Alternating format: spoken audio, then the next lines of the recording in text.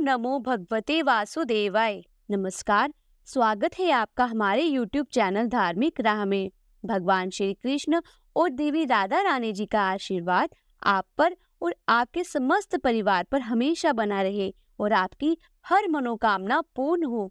आज आप सुनेंगे पौष मास कथा का चौथा अध्याय और उससे पहले आज आप सुनेंगे भगवान श्री कृष्ण और उनके भक्त की एक सच्ची कहानी।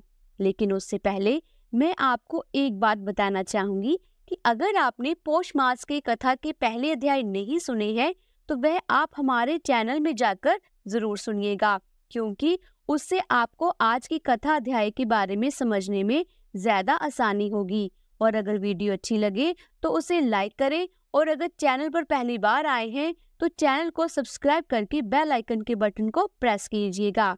तो आइए सबसे पहले हम बात करते हैं भगवान श्री कृष्ण और उनके भक्त की एक सच्ची कथा के बारे में। देखिए, एक समय की बात है, एक पंडित जी थे। वे रोज घर घर जाकर भगवत गीता का पाठ करते थे। एक दिन उन्हें एक चोर ने पकड़ लिया और कहा कि तेरे पास जो कुछ भी है सब निकाल कर दे दे। तब पंडित जी बोले कि बेटा, मेरे पास तो कुछ भी नहीं है। तुम एक काम करना, मैं यही पड़ोस के घर में जाकर भगवत गीता का पाठ करता हूँ। वह जजमान बहुत दानी लोग हैं। जब मैं कथा सुन रहा हूँगा तब उनके घर में जाकर तुम चोरी कर लेना। अब चोर को ये बात पसंद आ गई कि बहुत सारा धन मिलेगा। ये सोचकर चोर मान गया। अब जब अगले दिन पंडित जी कथा सुना रहे थे तब वह चोर भी वहां आ गया। तब पंडित जी बोले कि यहाँ से मीलों दूर एक गांव है वृंदावन। वहां पर एक लड़का आता है जिसका नाम है कान्हा। वह हीरो और जवाहरातों से लदा हुआ रहता है। अगर कोई लूटना चाहता है तो उसको लूट लो। वह रोज रात को उस पीपल के पेड़ के नीचे आता है जिसके पास बहुत सी झाड़ियां हैं। चोर ने ये सुना और खुशी खुशी चला गया। अब वह चोर अपने घर गया और अपनी बीवी से बोला कि आज मैं एक कान्हा नाम के बच्चे को लूटने जा रहा हूँ, तो मुझे रास्ते में खाने के लिए कुछ बांध कर दे दो। तो पत्नी ने कुछ सत्तू उसको दे दिया और कहा कि बस यही है जो कुछ भी है।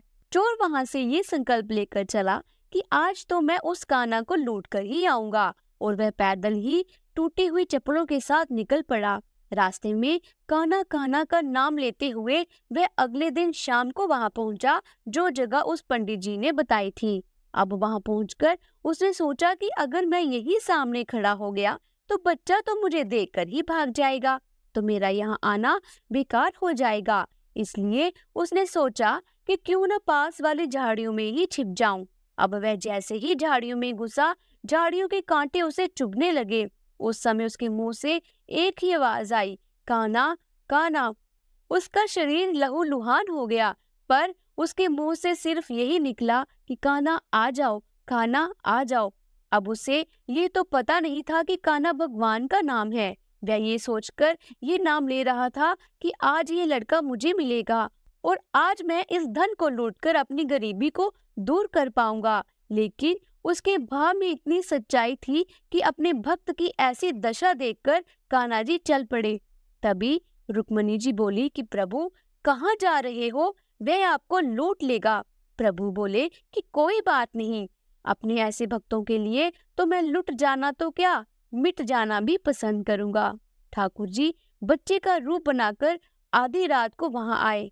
वह जैसे ही पेड़ के पास पहुंचे, चोर एकदम से बाहर आ गया और उन्हें पकड़कर बोला, ओ कान्हा, तूने मुझे बहुत दुखी किया। अब ये चाकू देख रहा है ना, अब चुपचाप अपने सारे गहने मुझे दे दे। कान्हा जी हंसते हुए ही उसे सब कुछ दे दिया। चोर हंसी खुशी अगले दिन अपने गांव में पहुंचा और सबसे पहले उसी जगह गया यहाँ पर पंडित जी कथा सुना रहे थे। जितने भी गहने थे जो वह चोरी करके लाया था, उनका आधा हिस्सा उसने पंडित जी को चरणों में रख दिया। जब पंडित जी ने कहा कि ये क्या है, तब उसने कहा, आपने ही मुझे उस कान्हा का पता दिया था। अब मैं उसको लूट के आ गया हूँ और ये आपका हिस्सा है। पंडित जी ने ये बात सुनकर उस पर विश्वास नहीं किया। पंडित जी बोले कि मैं तो इतने सालों से पंडिताई कर रहा हूँ, वह मुझे आज तक नहीं मिला, तो तुझ जैसे पापी को कान्हा कहाँ से मिल सकता है? चोर के बार बार कहने पर पंडित जी बोले कि चल, मैं भी चलता हूँ तेरे साथ वहां पर, मुझे भी दिखा कि कान्हा कैसा दिखता है। और वह दोनों चल दिए। चोर ने पंडित जी को कहा कि आओ मेरे साथ यहाँ पर छुप जाओ। दोनों का शरीर लहूलुहान हो गया, झाड़ियों में कांटे बहुत थे और वहां पर छुपकर दोनों के शरीर में कांटे लगे, जिससे कि पूरा शरीर लहूलुहान हो गया और मुंह से बस एक ही आवाज निकली, कान्हा कान्हा आ जाओ। ठीक मध्य रात्रि कान्हा जी बच्चे के रूप में फिर वही आए। दोनों झाड़ियों से बाहर निकल आए। पंडित जी की आंखों में आंसू थे, फिर फूट फूट के रोने लग गए। चोर के चरणों में गिर गए और बोले कि हम जिसे आज तक देखने के लिए तरसते रहे हैं, जो आज तक लोगों को लूटता आया है, तुमने तो उसे ही लूट लिया। तुम धन्य हो। आज तुम्हारी वजह से मुझे भी कान्हा के दर्शन हुए हैं। तुम धन्य हो। ऐसे है हमारे कान्हा जी का प्यार अपने सच्चे भक्तों के लिए। जो उसे सच्चे दिल से पुकारते हैं तो वह भागे भागे चले आते हैं।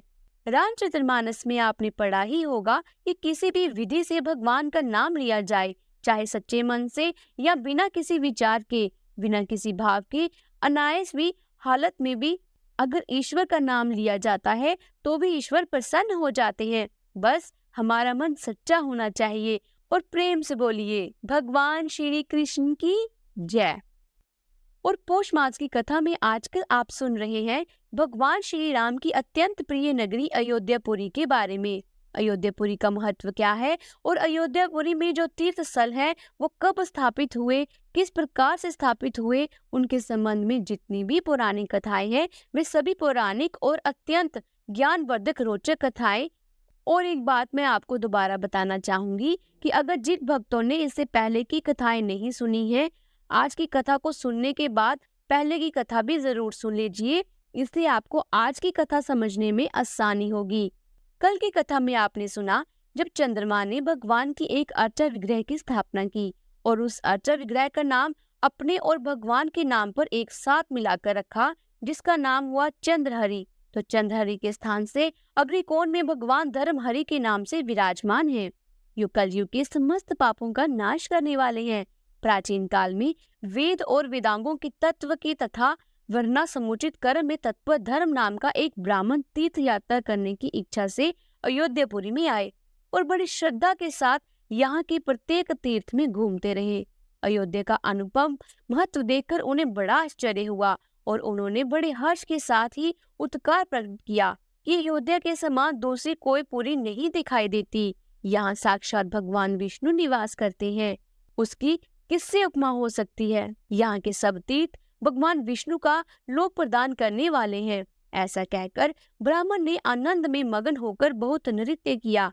अयोध्या का विशेष महत्व देखकर जब धर्म नृत्य कर रहे थे, उस समय पीताम्बरधारी भगवान विष्णु जी उन पर कृपा करके प्रकट हुए।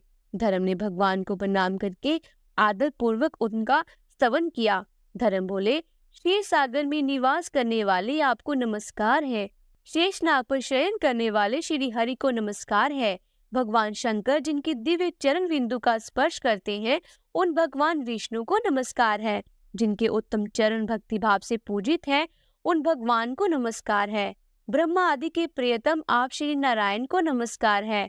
शुभ अंक तथा सुंदर नेत्रों वाले भगवान लक्ष्मीपति को बार बार नमस्कार है।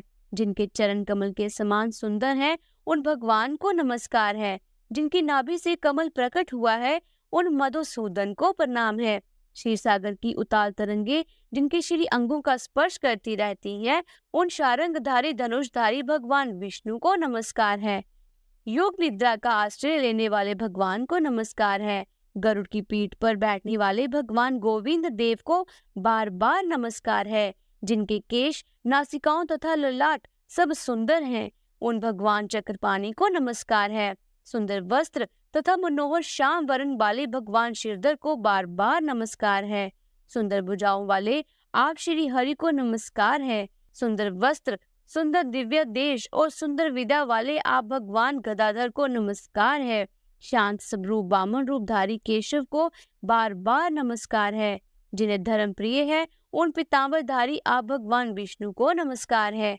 धर्म के द्वारा स्तुति की जाने पर संपूर्ण जगत के स्वामी भगवान लक्ष्मीपति ने प्रसन्न होकर कहा, धर्म, मैं तुम्हारे इस स्तोत्र से बहुत प्रसन्न हूँ। उत्तम व्रत का पालन करने वाले धर्म जो तुम्हारे मन को प्रिय हो, ऐसा कोई वर मांगो। जो मनुष्य सच्चे मन से मेरी स्तुति करेगा वह समस्त कामनाओं को प्राप्त कर लेगा। तब धर्म बोले, हे भगवान, हे देव जगपति, हे जगत गुरु, यदि आप मुझ पर प्रसन्न हैं तो मैं यहाँ आपकी स्थापना करूंगा। भगवान ने तथास्तु कहकर सर्वव्यापक भगवान विष्णु धाम हरि के नाम से प्रसिद्ध हुए। भगवान धर्म हरि का स्मरण करने मात्र से मनुष्य मुक्त हो जाता है। कितनी ही चिंता से व्याकुल क्यों ना हो, यदि सरयू जी के जल में स्नान करके मनुष्य भगवान श्री धर्म हरि का दर्शन करता है तो वह सब पापों से मुक्त हो जाता है। जहाँ साक्षात भगवान विष्णु आदर पूर्वक निवास करते हैं, अतः मनुष्य इसकी महिमा का वर्णन कर ही नहीं सकता। आषाढ़ मास के शुक्ल पक्ष की एकादशी तिथि में वहाँ की यात्रा विधि पूर्वक संपन्न करनी चाहिए। स्वर्ग द्वार में स्नान करके भगवान धर्म हरि का दर्शन करने से मनुष्य सब पापों से शुद्ध होकर भगवान विष्णु के धाम में निवास करता है। धर्म हरि दक्षिण दिशा में सोने की उत्तम खान है, जहाँ कुबेर ने राजा रघु के भय से सोने की वर्षा की थी। तो अब ये राजा रघु कौन थे जिनके डर से कुबेर ने सोने की वर्षा की थी? इसके विषय में भी एक पुरानी कथा का वर्णन आता है कि पूर्व काल में इक्ष्वाकु वंश की कीर्ति बढ़ाने वाले राजा रघु अपनी उदार भुजाओं के बल से संपूर्ण भूमंडल का शासन करते थे। उनके प्रताप से संतृप्त हुए शत्रु वर्ग के लोग भी उनके उत्तम यश का वर्णन किया करते थे। प्रजाओं का न्याय पूर्वक पालन करने वाले उस नीतिमान राजा ने अपने यश की प्रवाह से दसों दिशाओं को उज्जवल प्रभाव से आलोकित कर रखा था। उन्होंने वीर यात्रा के बहुत कम समय में बहुत अधिक दिन का संग्रह किया था। घर लौटकर उन्होंने यज्ञ के लिए उत्सुक होकर अपनी वंश परंपरा के योग्य कर्म किया और निर्मल बुद्धि का परिचय दिया। वशिष्ठ मुनि से आज्ञा लेकर राजा रघु ने वामदेव, कश्यप तथा अन्य मुनिवरों को, जो अनेक तीर्थों में निवास करते थे, एक विनयशील ब्राह्मण के द्वारा बुलवाया। प्रज्वलित अग्नि के समान तेजस्वी उन सभी मुनियों के वहां उपस्थित होने का समाचार पाकर शत्रु विजयी महायशस्वी रघु स्वयं ही राजमहल से बाहर निकले और उन सबके सामने नतमस्तक होकर यज्ञ की सिद्धि के लिए ये धर्म युक्त वचन बोले। मुनिवरों, मैं यज्ञ करना चाहता हूँ, इसके लिए आप मुझे आज्ञा प्रदान करें। तब मुनि बोले, हे राजन, विश्वजीत नामक यज्ञ सब यज्ञ में उत्तम है। इस समय उसी का यत्न पूर्वक अनुष्ठान कीजिए। तब राजा ने अनेकों प्रकार की सामग्रियों से परम मनोहर प्रतीत होने वाले ये विश्व दिग्विजय अर्थात विश्वजीत नामक यज्ञ किया, जिससे सर्वस्व की दक्षिणा दे दी जाती है। और सर्वस्व अर्थात सब कुछ जो भी राजा के पास है, संपूर्ण ऐश्वर्य, धन, दौलत, सब कुछ दक्षिणा में ही दे देंगे। तो इस यज्ञ को प्रारंभ किया। राजा ने अब नाना प्रकार के दान से उन्होंने मुनियों को संतोष और हर्ष प्रदान किया और ब्राह्मणों को अत्यंत आदर पूर्वक सर्वस्व दान कर दिया। वह सब ब्राह्मण जब राजा द्वारा पूजित होकर अपने अपने घरों को चले गए तथा प्रणाम आदि से संस्कृत हुए मुनि भी अपने आश्रम को बधारे, तब सदाचारी राजा रघु विधि पूर्वक किए हुए उससे बड़ी शोभा पाने लगे। इसी समय विश्वामित्र मुनि के शिष्य एवं सैमी पुरुषों में श्रेष्ठ कोतस गुरु की दक्षिणा के लिए राजा को पवित्र करने के लिए आए। अब उनको यहाँ आया हुआ जानकर राजा रघु बड़े आदर से उठे और विधि पूर्वक उनका पूजन किया। राजा ने मिट्टी के पात्रों द्वारा ही कोतस मुनि का पूजन कार्य संपन्न किया, क्योंकि अपना सर्वस्व तो उन्होंने ब्राह्मणों को ही दान कर दिया था, दक्षिणा में ही दे दिया था। तो अब उनके पास मिट्टी के पात्र थे, तो मिट्टी के पात्रों से ही उन्होंने कोतसी मुनि का पूजन कार्य किया। फिर कोतस मुनि ने कहा, राजन, आपका अबुद्धि हो, इस समय अनत्र जाता हूँ, क्योंकि आपने तो पहले ही अपना सर्वस्व दक्षिणा में ही दे डाला। तो मैं गुरु जी को धन देने के लिए, धन मांगने के लिए आया था, किंतु आपके पास तो धन का अभाव है, इसलिए आपसे धन नहीं मांगता, आपसे धन की याचना नहीं करता। मुनि के ऐसा कहने पर शत्रु विजय रघु ने क्षण भर को कुछ विचार किया, फिर अत्यंत विनय से हाथ जोड़कर कहा कि भगवान, मेरे महल में एक दिन ठहरिए, बस एक दिन, तब तक मैं आपके धन के लिए कुछ विशेष प्रयत्न करता हूँ। अब उदार बुद्धि वाले राजा रघु ने ये परम उदारता पूर्ण वचन कहकर कुबेर को जीतने की इच्छा से प्रस्थान किया। कुबेर जी ने उन्हें आते देखकर संदेश भेजकर उनके मन को संतुष्ट किया और अयोध्या में ही स्वर्ण की अक्षय वर्षा की। जहाँ पर वह वर्षा हुई वहीं पर ही सोने की उत्तम खान बन गई। कुबेर की दी हुई वह सोने की खान राजा ने मुनि को दिखलाई और उन्हें समर्पित कर दी। मुनीश्वर कोटस ने भी गुरु के लिए जितना धन आवश्यक था उतना धन आदर पूर्वक ले लिया और ये सारा धन राजा को ही निवेदन किया और कहा, हे राजन, तुम्हें अपने कुल के गुना से संपन्न सुपुत्र की प्राप्ति हो और ये जो स्वर्ण की खान है वह मनोवांछित फल देने वाली हो। ये सब पापों का अपहरण करने वाला उत्तम तीर्थ हो जाए। विशाख मास के शुक्ल पक्ष की द्वादशी तिथि को यहाँ की वार्षिक यात्रा हो और उसमें मेरे कथानुसार लोगों को अनेकों प्रकार के अभीष्ट फल की प्राप्ति हो। इस प्रकार राजा को वह देखकर संतुष्ट चित्त वाले कोटस मुनि अपने कार्य सिद्ध करने के लिए उत्कंठा पूर्वक गुरु के आश्रम पर चले गए। बोलिए श्री राम भगवान की जय, सीता मैया की जय। तो आज की कथा का यही समापन करते हैं। इसके आगे का वृत्तांत आप कल की कथा में सुनेंगे। अगर आज की वीडियो आपको अच्छी लगी हो तो लाइक कीजिए और कमेंट बॉक्स में जय श्री राम जरूर लिखिएगा। और हाँ, एक बात और, अपना कीमती समय हमें देने के लिए आपका बहुत बहुत धन्यवाद। जल्द ही मिलती हूँ अगले अध्याय के साथ। तब तक के लिए राधे राधे।